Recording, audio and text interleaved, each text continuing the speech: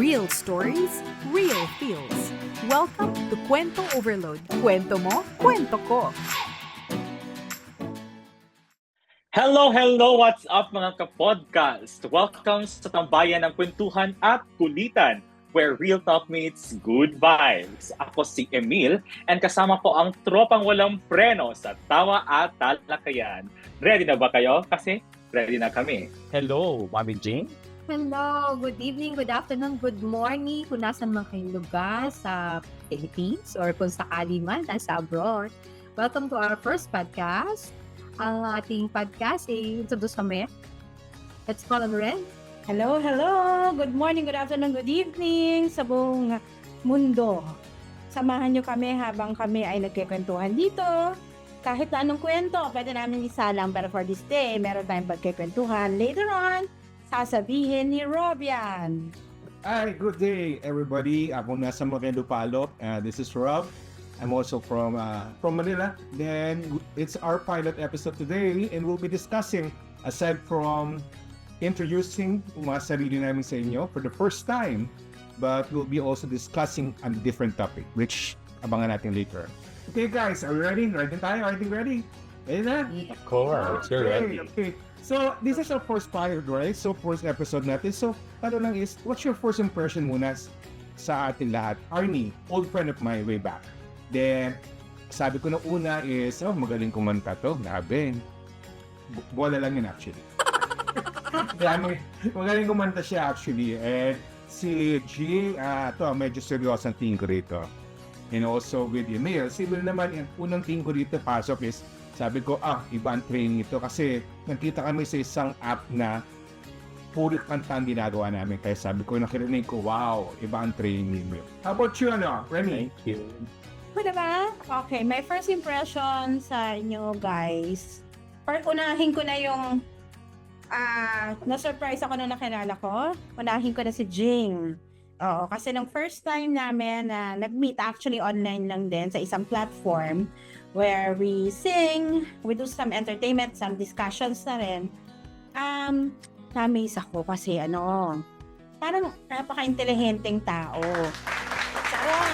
Hindi, joke. Tapos pag nag-English siya, pag narinig mo siya nag-English, siya na lang ang kausap niya, wag niyo na ako isali. Parang ganon. Oo. Tumutugo ba? And then, masaya siya kasama.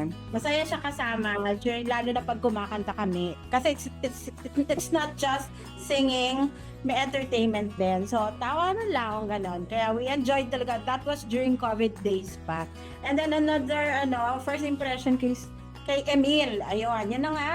Klasikal, akala ko, trained siya talaga na nag-aral siya na to sing class. Sa conservatory. Yeah. Oh, yes, sa conservatory. Oo. Kasi hindi normal yun.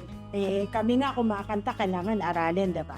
Pero siya, talagang talent niya and it's not normal. Kailangan talagang meron kang innate na talent. So, yun yung pagkakakalala ko sa kanya. Plus, meron siya sariling mga areglo, kaya wala. Talong-talo kami pagdating sa kanta. Kasi plakado sa kanya yung mga yung mga songs. May sarili sa arranger, di ba? Kasi yung -1 niya, walang ganon. Hindi namin Wala pang sa ma-search. YouTube, right? Walang ganon. Oo, kaya lugi kami kasi plakado sa kanya. And then, si Rob, matagal na kami magkakilala niyan. College days pa. So, siya nag-invite sa akin dun sa platform. And then, siya rin yung dahilan kaya nakilala ko tong mga to. Kasi hindi ako usually nakakapag-online. Nung na-invite na, nagsama-sama na kami sa isang screen, dun ko sila nakilala. It's because of Rob. And aside from that, marami na kami pinagsama. Okay? What can you say, Emil? Hello. No, it's so good to reminisce the memories the first time that we met each other. So hello po sa ating mga televiewers, whatever, YouTubers, TikTokers, Instagrammers. Ako po si Emil and actually lahat silang tatlo po ay taga Manila and I'm from Mindanao. So lumipad po yung spirito ko papunta. Joke lang. So we met in a singing platform way back in the pandemic. So the first time I saw among the three of them is si Kuya Rob. I think twice nung isang stream, and then and he knows how to listen. He knows how to listen.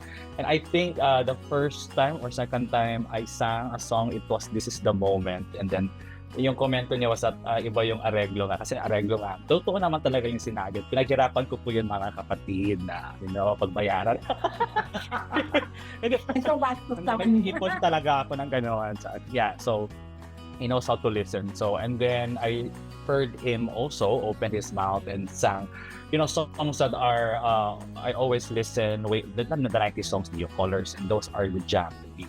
And then after, so, among the three, it was him, the first, and then we opened, he opened also a stream, and then yun na-meet ko na yung dalawa.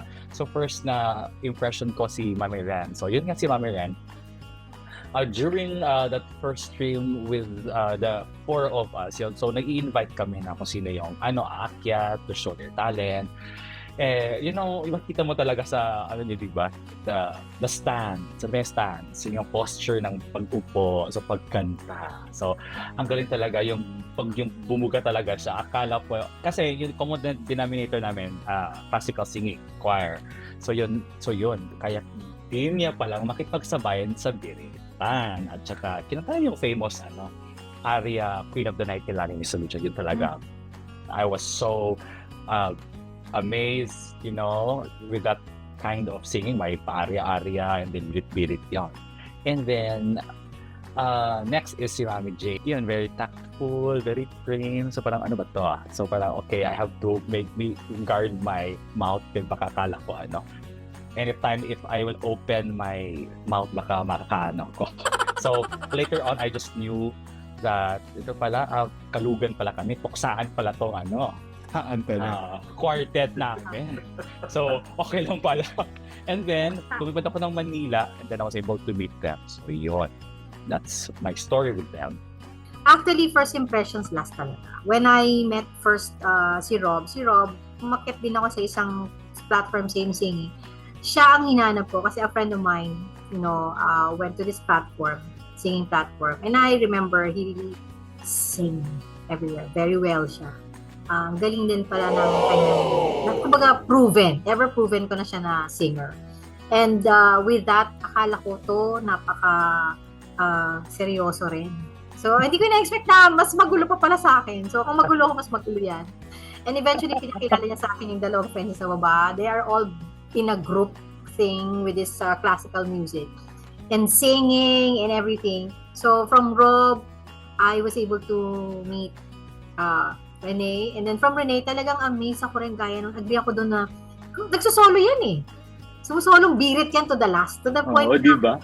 Very down to earth naman pala kausap. And then, nagkaroon kami ng pagkakaisa ng idea na mag-podcast na. And then eventually sabi namin, sige, try natin kung pwede 4. And then this is it. Kaya, Mami Ren was so close to me also.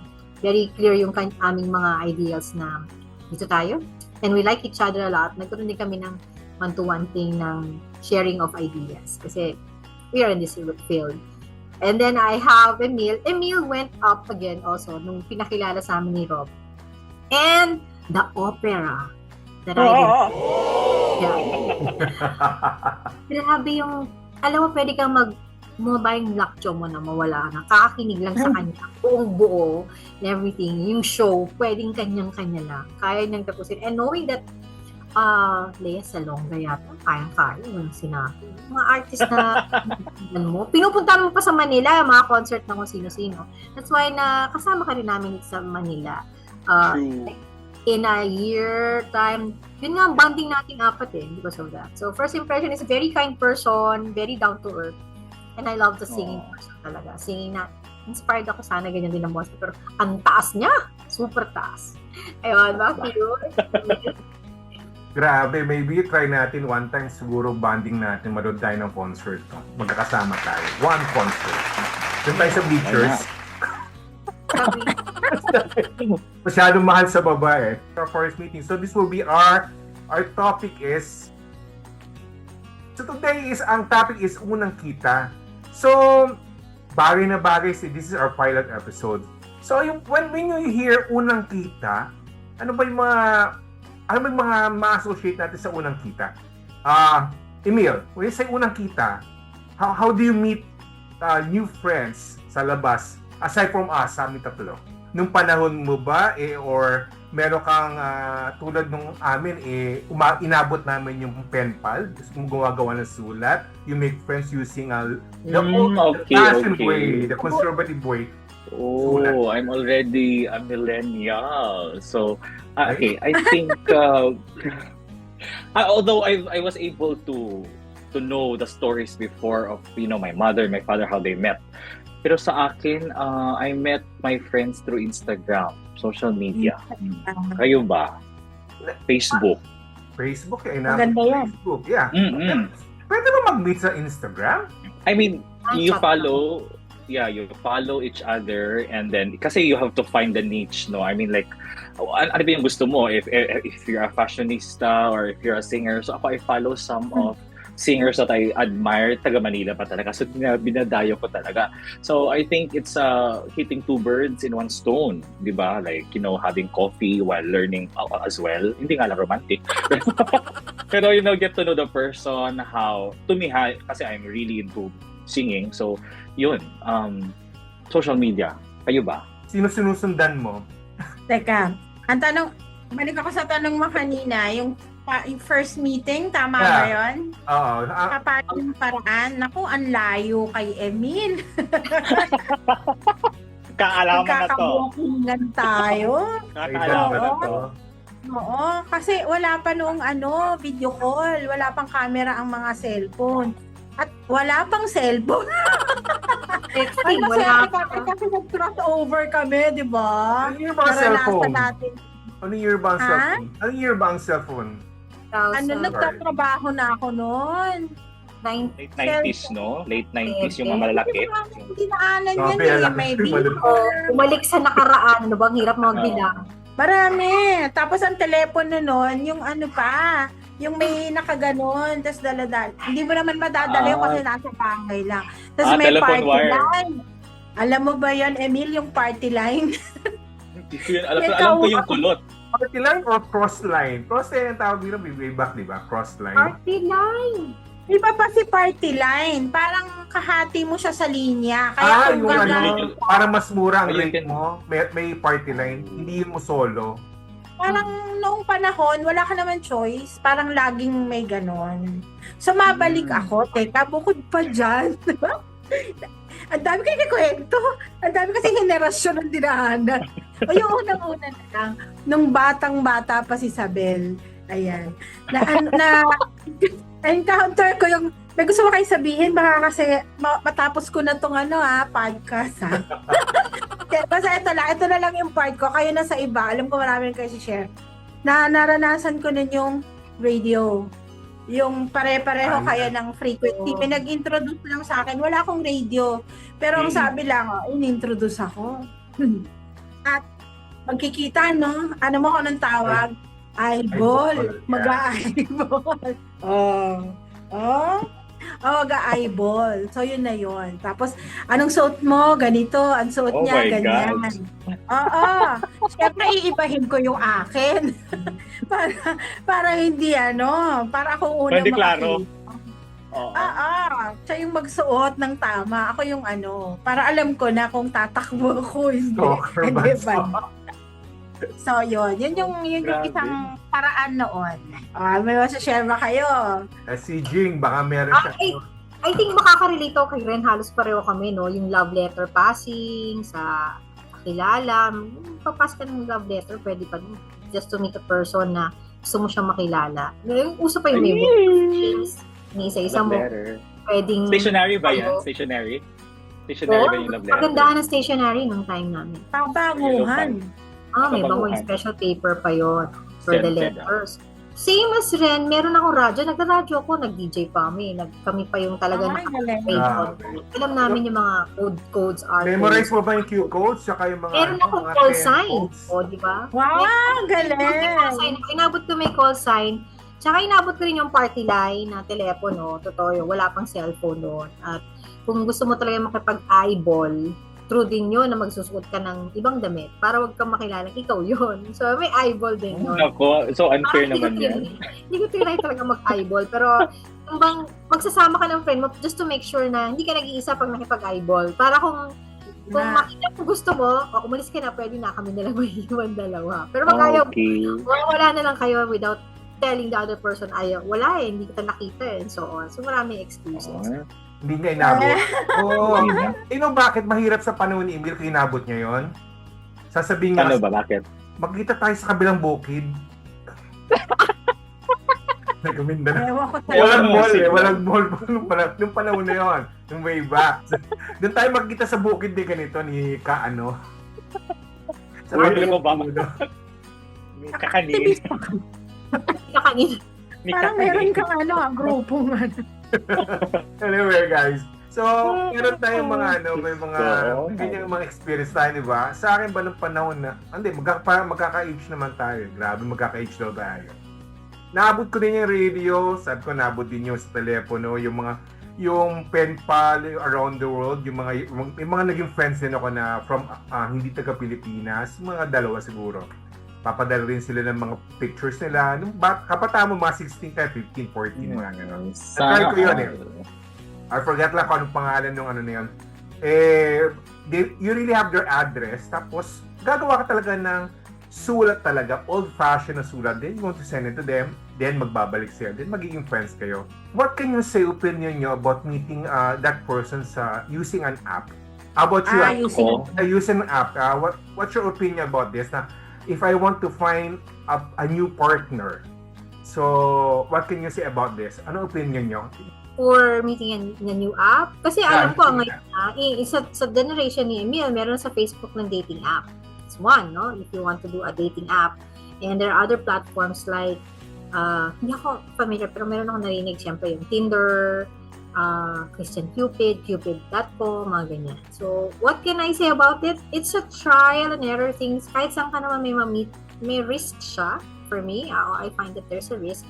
Meron din ako mga friends talaga nagkatuluyan naman from a dating app. So, they went through it and they're fine. They have already children and they live longer naman together. So, pros and cons laging meron eh. So, hindi mo masasabi. Kahit naman hindi sa dating app kayo nagkakilala, kahit, meeting from a friend, yung staying together for long, yun ang mga questions kung tatagal kayo, talagang kayo na o hindi kayo maging kayo. Meron palang forever, no? Meron magiging forever kasi ngayon married sila and nagkinasal pa. Yun pa ang point na. Even if hindi na sila ganun ka bata, they still say at ang children nila malalaki na. So, they just be compatible na na magkasama. Yun yung choice dun eh. Pinili mo kasi na siya. Nice. Galing ha. Grabe. Si Arnie. Ako at first, parang meron akong agam-agam kasi parang syempre, Lalim, no? it's a new thing. Agam. Diba? Oo, malalim.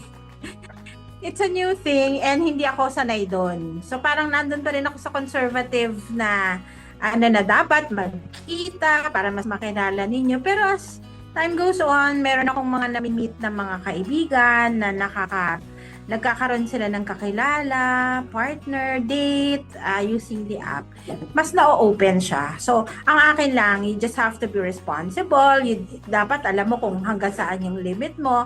And then, as much as possible, sana, aside from sa online, talagang magkita sila. Para talagang magkakakilala right after. Nung mga, syempre, pakit-kit sa online. And then, dapat meron talagang actual, diba?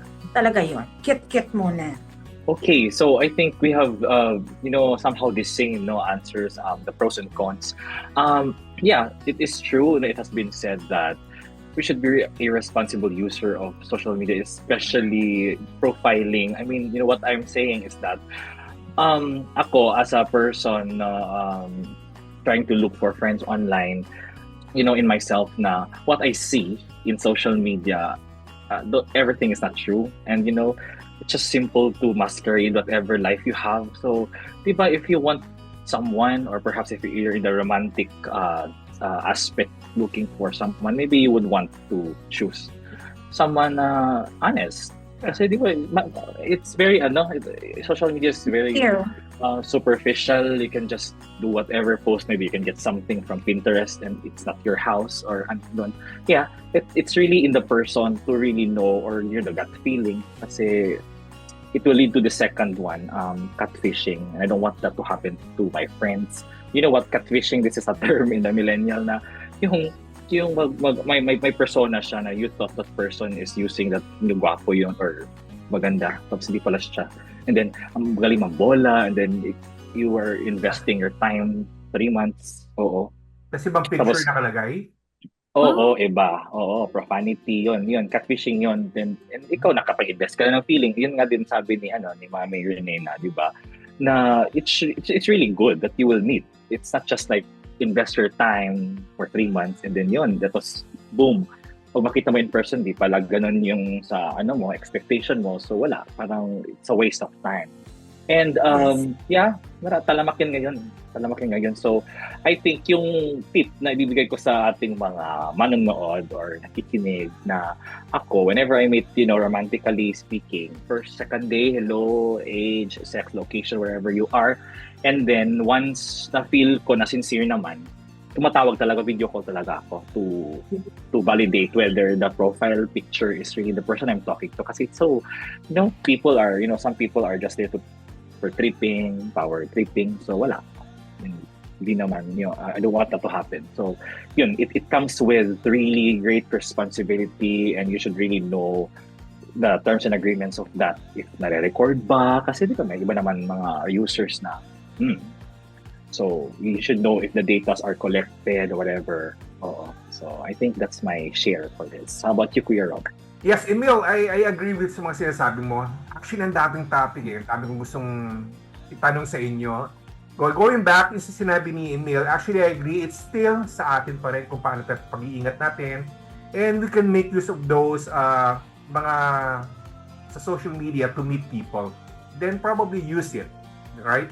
So, nasa atin pa rin ang pag-iingat and kung meron tayong makita, it's kilalanin muna natin yung tao bago tayo mag-invest ng more emotions and more time for them. Okay? Jing? Anything else for that? Character, importante yan, yung values. Hindi lang lahat puro physical appearance. Kasi ganda ngayon mag-makeup sa online. May filter. Babago talaga yung tsura niyan. Pwede nating next topic yan, no? Yeah. How people are perceived to be nice in front, but deep inside, ano ba content ng tao? Ano bang nilalaman ng ugali niya at pagkatao niya? Kasi lumalabas yun. And as they say, if you look at the eyes of the person, meron talaga yung shine. Meron talaga yung pinapakitang totoo pagka nakaharap mo na lalo at naka-face-to-face pa. So, ingat sa online. Ingat lagi sa online. Kasi, kaya nga sabing social media we can post whatever we like, but ingat sa pag-post. Kaya kayo nag-post kasi gusto nyo i-show. Gusto nyo mabigyan ng attention. Just like what we're going to do, we want to spread this information to everybody in this podcast. Na be careful. Take care of yourself before really investing in your own trust. And, this relationship is happening all around. Yeah. Dami pa naman relationship ngayon. Yun.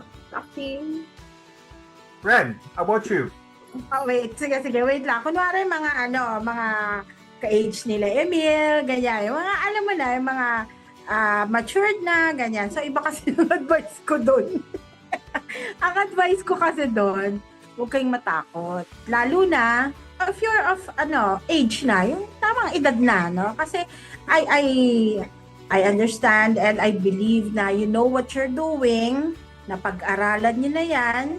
So, don't be afraid and lagi kayong naka-up yung guard kasi it's still online. Mas maganda pa rin talaga kung nag-video kayo and then later on, nag-meet kayo face-to-face. No, I think everyone already has spoken. I think we have the same point of views when it comes to that. Meet so that you will know the person more compared to social media. That's just what I'm trying to do. Almost magta-30 minutes na tayo. So Wow, probably, diba? bilis. Parang kulang ata 30 minutes. Maybe next time, 1 hour. Oo. Yes. Yes, ladies and gentlemen. Marami pa silang marami pa silang aabangan sa atin. Guys, kung meron kayong topic na gusto niyo i-discuss namin or if you have your may opinion kayo sa pinag-usapan namin, you can message us. Kwento overload at gmail.com. So please feel free to send your requests, whatever questions or you want topics that you want us to talk. Maybe we can do something for that. Kwento Overload, and also with our YouTube Kwento Overload as well. Okay, mga kaibigan namin dito sa Kwento Overload, this has been a fruitful night knowing us, knowing you, our partners in this podcast. So thank you so much, and we hope to see you next week with our new topic. So once again, I am Emil. And this is Rob. This is Jing. And this is Arnie. And we are Kwento. Kwento Overload. Real stories, real feels. Welcome to Kwento Overload. Kwento mo, kwento ko.